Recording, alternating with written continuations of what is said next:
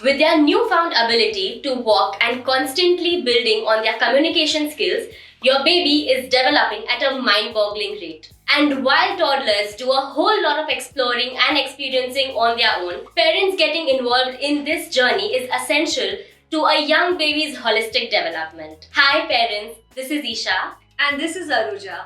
And our topic for discussion today is physical developmental activities for early years. Aruja, do you want to tell our parents that what is very important, for a child to have like a holistic all-round development in their budding years? Definitely. So what happens is there are 7 developmental areas where a child should excel. But when I say excel, I don't mean that they are going overbound or they are just star in all these aspects. What I mean is that they should have a strong hold, a strong base in these aspects to be able to get a head start in their life.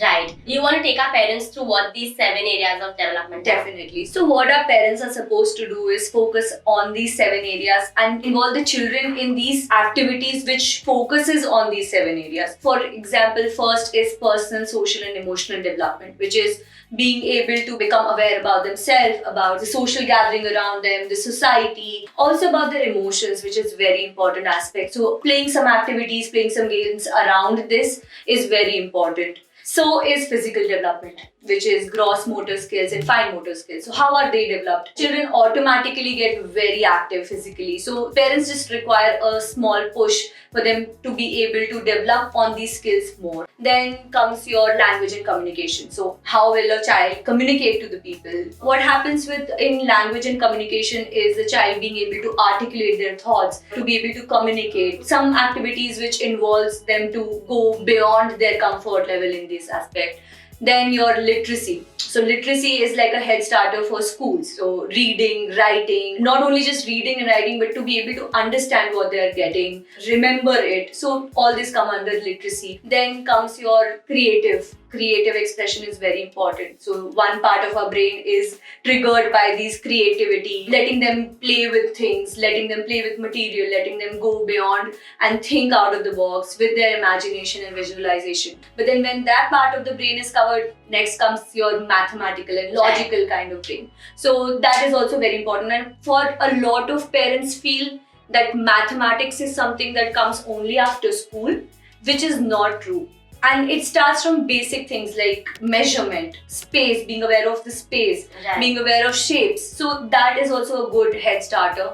And lastly, knowledge about things around the world. So our babies come from the womb and they have very little knowledge of what is there, what is out there. And they're very curious. So always feeding to that curiosity, triggering that curiosity, in fact, answering their what, whys, whos, hows, is very important for them to be able to develop, for them to be able to practice, to be able to grow in a certain way. Wow, that's I think like a lot of beneficial information. I'm sure parents who are not aware of these 7 stages of development, they now are. And now that our parents, have like a gist of all these 7 areas of development, do you think you want to dive into telling them a few activities, that they can do and practice with their young ones so that Yes. they can develop to that developmental stage? So what we have decided is that this time we are going to break these 7 parts into 7 videos for you guys. So first we'll be talking about physical development. So physical development mainly consists of your motor skills development. Motor skills enable movements and tasks, that we used to do in our everyday lives. And they are a very, very crucial part of child development. Now, motor skills are again divided into, your fine motor skills and your gross motor skills. Fine motor development is basically, to do with your palms and your fingers. And the stronger they are, they help you in like a lot of tasks. In the future, they help you to write and they help you, to hold a pencil, to hold a spoon, to hold a fork. And then you have your gross motor skills, which are to do with your large muscle movements and, the coordination and the movement of all your body parts. Activities such as jumping, running, crawling, they require your gross motor skills. Moving on to like a few activities that our parents can do. Let's begin with the younger kids first. So as soon as, they're born, till the age of 6-7 months, till the time they start crawling, fine motor skills can be developed in ways where a parent can give a finger to the child.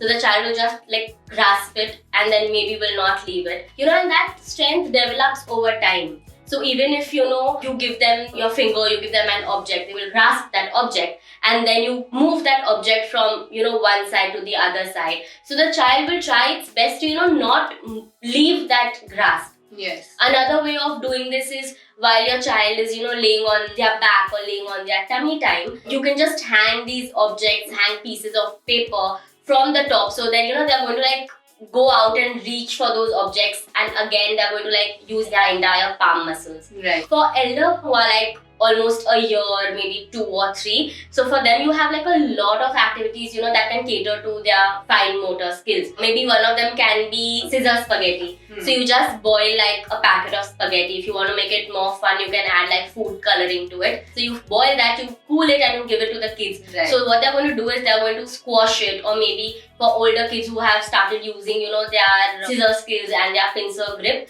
they can cut these spaghetti strings with their scissors. Yeah. So that's one activity that fine motor skills can really get enhanced through. One more such activity is tennis ball buddies. So this is very fun activities. What you do is you take a tennis ball or any ball and make a slit into it, so it becomes like a mouth. And then you give some small objects to your children, and the task is, or the activity is that they have to take this small object and put it in the mouth of this tennis ball. So what is happening is, with one hand they're actually squishing this ball so their mouth opens, and with this pincer grip they're putting and feeding it into the mouth of the tennis ball. Right. This is one such activity. Another activity is clunk clips. So you take like cloth pegs or paper pegs, and you give like a paper plate to your child. The child has to take those cloth pegs and have to just insert it on the paper plate that you give them. This enhances their pincer grip. Right. What happens if if your child is a little younger and that child cannot like insert it, the parent can give an entire plate of these cloth pegs already on the plate, and the child can just like remove it. So even that movement of removing the cloth peg really builds their finger muscles. Yeah. Then one more such activity is, which our parents will love because they are getting help out of this, is podding the peas. So what you do is you just offer a lot of peas to the child, and then they just peel it, they take out the pods. And this is one very interesting activity. We all have done it when we were the little ones. We loved it because we thought we are helping our parents, but what's actually doing is it's helping them. It is involving their pincer grip, their tripod grip, and they're just slowly doing it. So this is one such activity. Right. I think another fun activity is the lock and the key.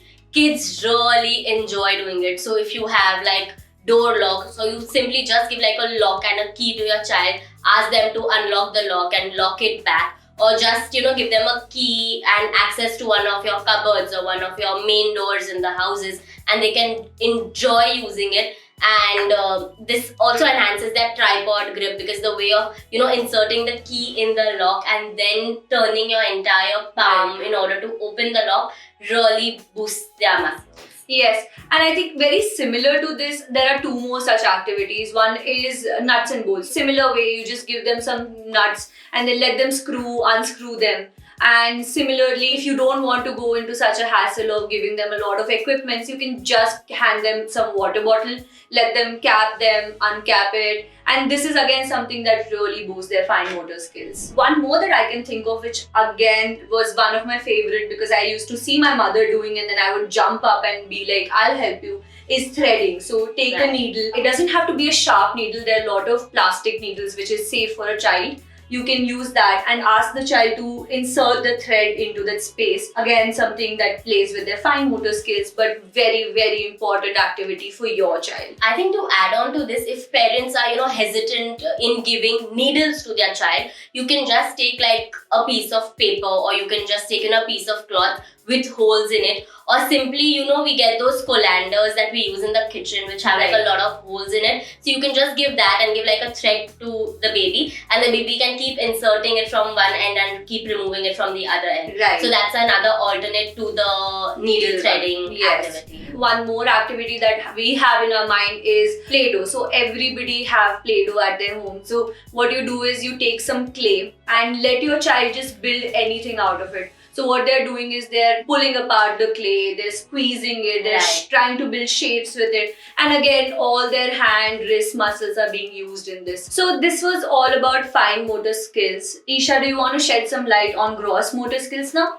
Definitely. So gross motor development is, to be able to move, control and coordinate the entire body muscles and all your large muscles. And this can be developed through a lot of activities such as walking, running, climbing, hopping. So, activities and games such as obstacle courses or games such Yeah. as tag or land and water. So such games, they really interest the child. Plus they help you in developing and boosting your large muscle Right. movements. So that is one. Another thing that I can think of is, those pushing and pulling activities. Yeah. So if you have maybe a trolley or you have just a luggage bag at home, Mhm. you can just ask your child to pull it from one room to the other. Maybe, put in some clothes in the bag and again bring the bag, to the previous room. Right. So this serves the purpose of, your fine muscle development as well as your gross motor development. Right. Do you have any other activity in mind? Yeah, so dancing, like I said in the beginning, that dancing is very important for our children. So just play some music that you like or they like, and you all can just get onto it, shake some body, shake some hands. This will ultimately develop their large muscle skills. Right. Games such as soccer, hockey, Yeah. cricket, or just simply, catching the ball, throwing a ball. These really, help in boosting your large muscle movements. Simply just riding a tricycle or a bicycle also, really enhances your leg muscles and your thigh muscles, which will help you in running and walking as well. Right. So I think all our parents would have some games and some secrets in their hand also to involve Definitely. some gross motor skills with their kids. Where they get confused or lack is how to develop fine motor skills, which we have already shared with you. Right. Also, I think for younger babies, Yeah. who cannot, who are still not in the crawling stage of development, for them, when they're lying down, lifting their head, or Right. maybe when they're a little older, holding, the side of a bed or the side of your sofa and just, trying and going up on their legs, or maybe just stretching their hand to grasp some object or something that's far from reach. So Yeah. even these, are very tiny but very, very essential milestones for an overall gross development. Yes. In fact, we have covered some of these points in our last video on tummy time also. So please go check that out. And for today, I think we are done. These were the activities that we have for you. Next time, we'll be talking about personal, social, and emotional development. So do tune in. And that's it for today. Till then, take care. Bye bye.